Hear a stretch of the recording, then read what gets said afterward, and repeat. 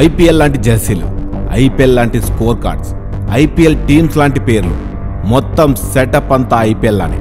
Colourful జెర్సీలు, హోరెత్తించే sounds, అంపైర్లు, commentators అంతా set. కాకపోతే IPL కు దీనికి ఒకటే తేడా, అది రియల్, ఇది ఫేక్. అది గుజరాత్లోని మోసానా జిల్లాలో మొలిపూర్ అనే మారుమూల గ్రామంలో జరుగుతున్న ఫేక్ టోర్నమెంట్. విషయం తేల్చుకోవడానికి పోలీసులు వస్తున్నారు. ఒకవైపు క్వార్టర్ ఫైనల్ మ్యాచ్ జరుగుతోంది, మరోవైపు పోలీసులు అప్పటికే ఎవిడెన్స్ అన్ని కవర్ చేశారు. ఎందుకంటే అప్పటికే వాళ్ళు చాలా మ్యాచెస్ అబ్జర్వ్ చేస్తూ వచ్చారు. మోసానా ఎస్ఓజీ కానిస్టేబుల్ అబ్దుల్ గఫర్ అప్పటికే దీని గురించి ఇన్వెస్టిగేషన్ చేశాడు.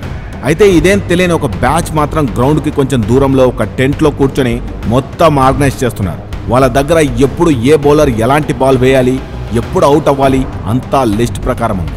పోలీసులు వచ్చేశారు, మొత్తం స్టేడియాన్ని రౌండప్ చేశారు. కన్ఫ్యూజన్ లో అంపైర్లు వాళ్ళ దగ్గరున్న వాకీ టాకీలు ఎక్కడికక్కడ వదిలేసి పారిపోయారు. కానీ గ్రౌండ్ లో ఉన్న 22 మంది ప్లేయర్స్ కు ఏం అర్థం కాలేదు. పోలీసులు ఎందుకు వచ్చారు, అంపైర్లు ఎందుకు పారిపోయారు, ఆ టెంట్లోని మనుషులు ఏం చేస్తున్నారో ఏమీ తెలియదు. ఎందుకంటే వాళ్ళు నిజమైన ప్లేయర్స్ కాదు, రోజు కూలీలు, రైతులు.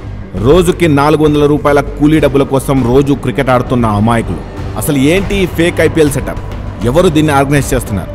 గుజరాత్లోని మోలిపూర్కు, రష్యాకు, ఉత్తరప్రదేశ్కు ఉన్న లింక్ ఏంటి? ఈ మొత్తం సెటప్లో అసలు ఎవరెవరున్నారు? చివరికి ఏమైంది? ఈ వీడియోలో లక్షల కోట్లలో జరిగిన బెట్టింగ్ స్కామ్ గురించి తెలుసుకుందాం. ఈ వీడియోని స్కిప్ చేయకుండా చూడండి. మీ అభిప్రాయాన్ని కామెంట్ రూపంలో తెలియజేయండి.